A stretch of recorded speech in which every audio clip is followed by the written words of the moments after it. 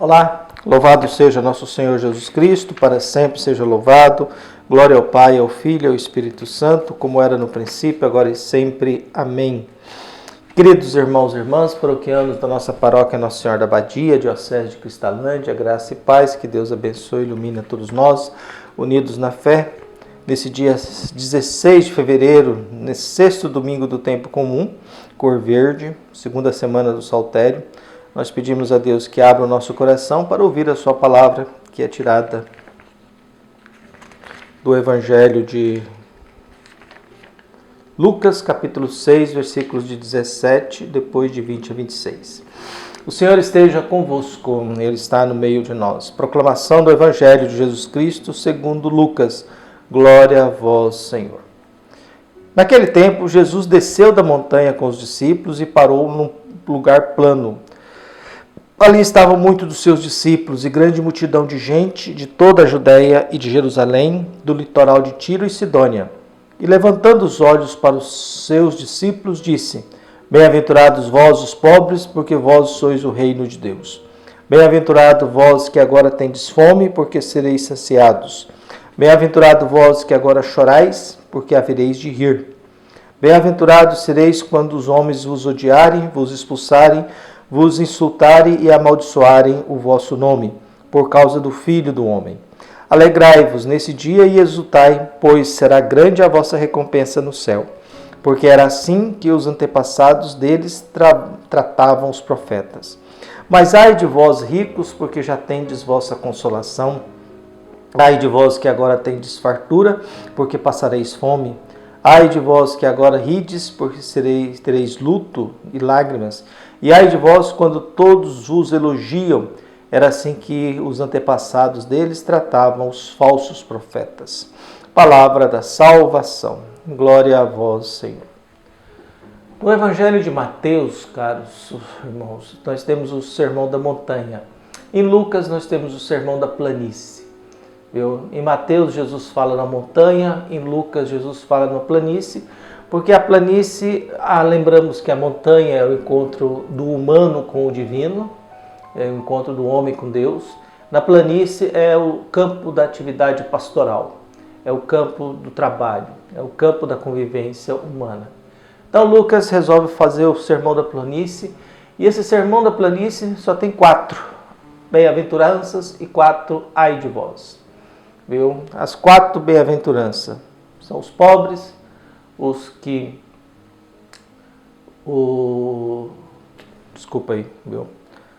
os que choram, os que têm fome e os que são perseguidos.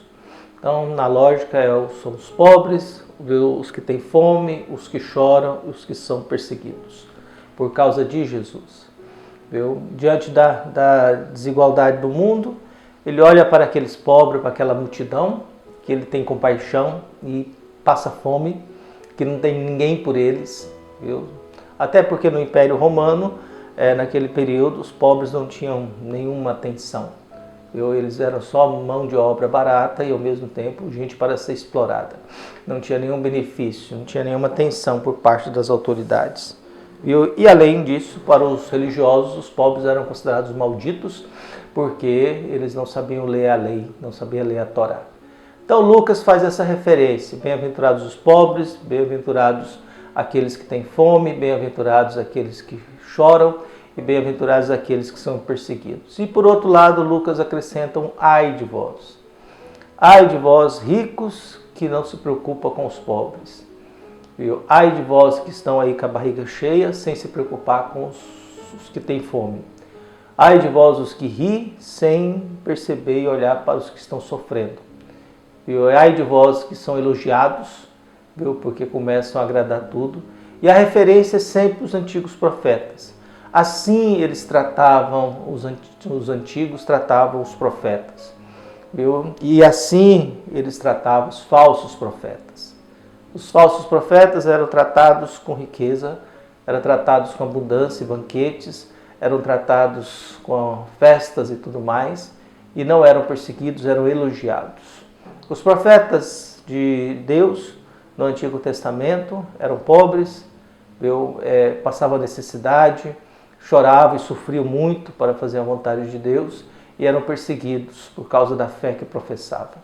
Por isso Lucas hoje faz essa referência para nós dessas bem-aventuranças do ai de vós. Todas ligadas a realidades muito concretas, humanas, importantes. Se a gente tem o necessário para viver, se nós estamos passando fome, lembrando que as preocupações de Jesus giram em torno sempre de 3 temas. Jesus é um homem preocupado com a saúde humana, ele é preocupado com a alimentação humana e com os laços de fraternidade, de convivência entre nós. Se nós estamos perdoando, se estamos cuidando, se estamos acolhendo, se estamos ajudando, era a preocupação. Jesus girava em torno disso. Por isso no Evangelho de Lucas nós temos só isso, mas são coisas importantes. Nós vivemos num mundo em que 1% da população tem quase 90% da riqueza do mundo, espalhado nas mãos de poucos. E a maioria do povo do mundo, nosso país, há muita pobreza. Nós temos mais de 100 mil moradores de rua no Brasil, uma população enorme morando nas ruas do mundo em que nós vivemos, sem lugar para viver, sem trabalho. Mas também, por outro lado, nós temos problemas complicados. Dos 14 milhões de jovens que nós temos, de 14 a 24 anos, por exemplo, 5 milhões eles não trabalham, não estudam e não procuram emprego. 7 milhões estão procurando emprego, mas não trabalham e não estudam, mas estão procurando. E 5 milhões, nem isso. 5 milhões de gente pronta para trabalhar, pronta para estudar, não estudam, não trabalham e não procuram emprego. Vive à custa do pai e da mãe. Com todas as exigências. O problema disso é o preço no futuro, que será uma geração despreparada para enfrentar a vida, despreparada para enfrentar problemas, despreparada para enfrentar conflitos. Por isso que a gente possa encontrar as bem-aventuranças e que essas bem-aventuranças sejam diante do mundo que Jesus está falando, que é a planície, seja um campo de trabalho. Que a gente começa a perguntar por que nesse mundo há tanta desigualdade. Por que tem gente comendo demais, apesar que os problemas da humanidade agora não é assim tanto a fome, né? A gente está morrendo mais por causa que está gordo mesmo, né? A gente come mal. Por que tem gente sofrendo nesse mundo e por que tem gente sendo perseguida nesse mundo?